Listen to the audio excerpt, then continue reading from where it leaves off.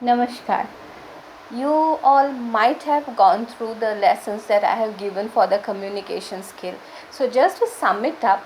যদি আমি sum up কৰিবলৈ বিচাৰোঁ তেতিয়াহ'লে কি লাগিলে communication skillত আমাক কি লাগিব? The most important thing is the language. কোনটো ভাষাত আমি কথা পাতিছোঁ সেই ভাষাটো যেতিয়া আমি চুজ কৰিম ভাষাটো চুজ কৰোঁতে কি হ'ব প্ৰথম বস্তু আমাক লাগিব শব্দৰ চয়নখিনি অতি কেয়াৰফুলেৰে আমি কৰিব লাগিব নেক্সট হৈ গ'ল চেণ্টেন্স এটা আমি বনাব লাগিব এই চেণ্টেন্সটো বনাওঁতে যাতে আমি শুদ্ধভাৱে গ্ৰামেটিকেলি কাৰেক্ট চেণ্টেন্স বনাব পাৰোঁ আৰু বনাওঁ সেইটো আমাৰ উদ্দেশ্য হোৱা দৰকাৰ সদায় গ্ৰামাৰটো চাই ল'ব এটা চেণ্টেন্স কোৱাৰ আগতে কাৰণ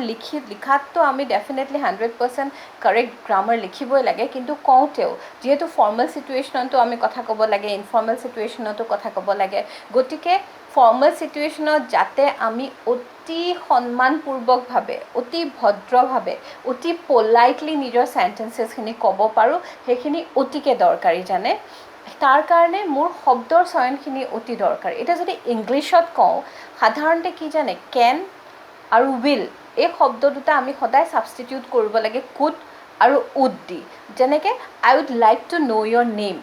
ডাইৰেক্টলি কাৰোবাক সোধাতকৈ কি what is your name it's always better than আমি সোধোঁ I would like to know' your name or if you could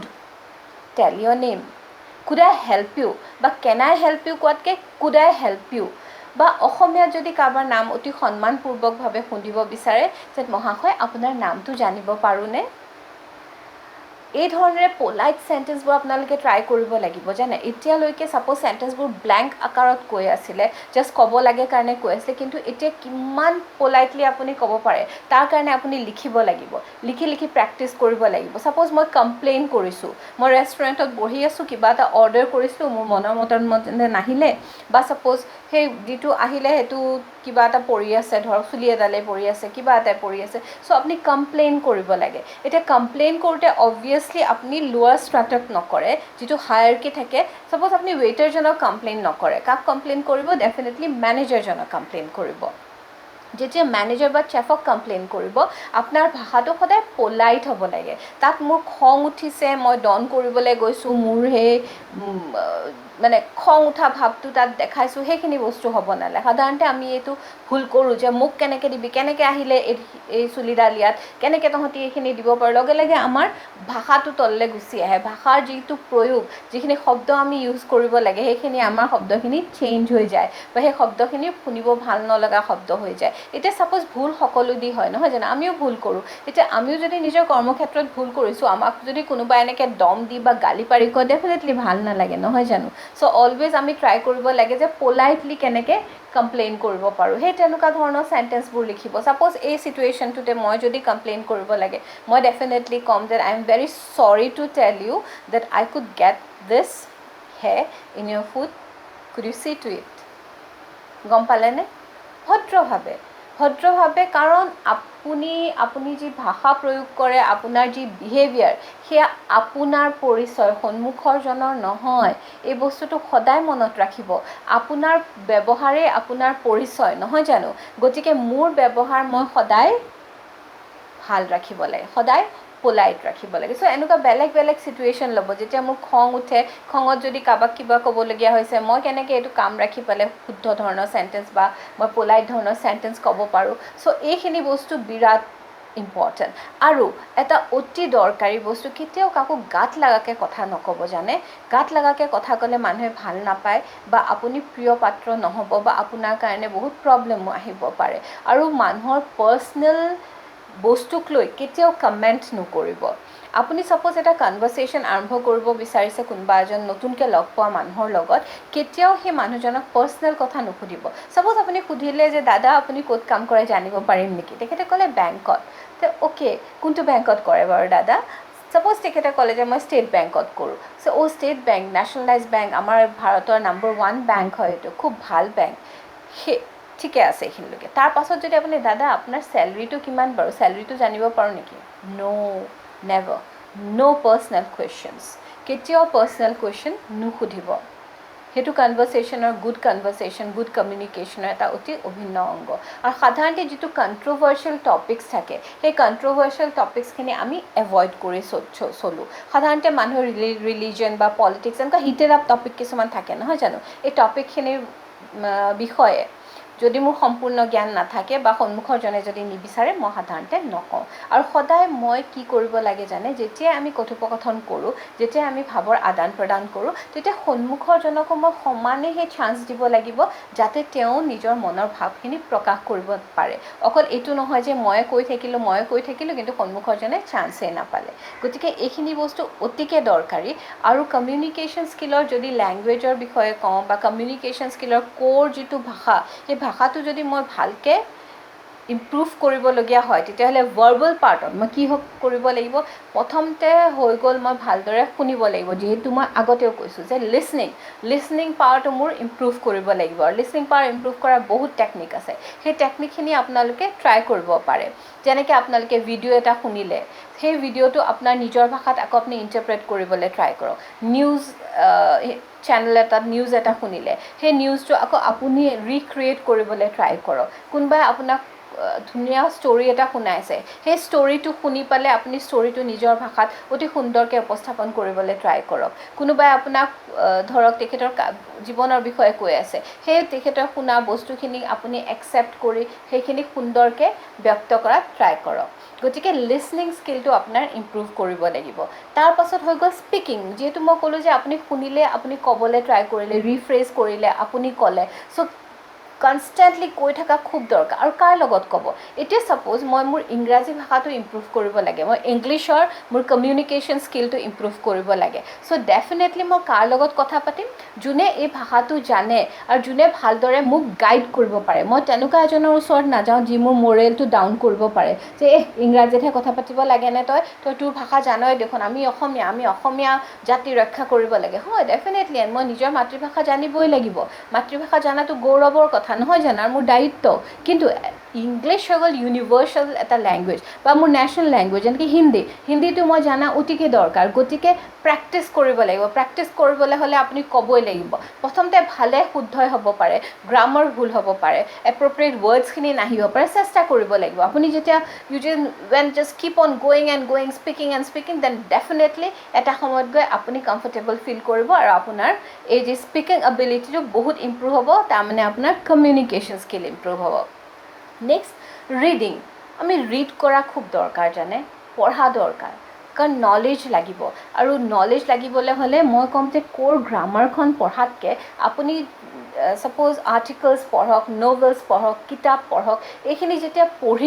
পঢ়ি পেলাই ছাপ'জ আপুনি আকৌ নিজে ৰিক্ৰিয়েট কৰি লিখিলে তেতিয়াহ'লে কি হয় আপোনাৰ স্কিল বহুত ইম্প্ৰুভ হয় বহুত শব্দ আপুনি শিকে কেনেকৈ ভাষা এটা ক্ৰিয়েট হয় সেইটো বিষয়ে জানে বহুত ধৰণৰ চেণ্টেন্সেছ আপুনি জানে বহুত ধৰণৰ বেলেগ ধৰণৰ জ্ঞান আহৰণ কৰে গতিকে reading is equally important for communication skill গতিকে এইখিনি বস্তু মনত ৰাখিব সদায়ে যাতে আপুনি এটা ভাল কমিউনিকেটৰ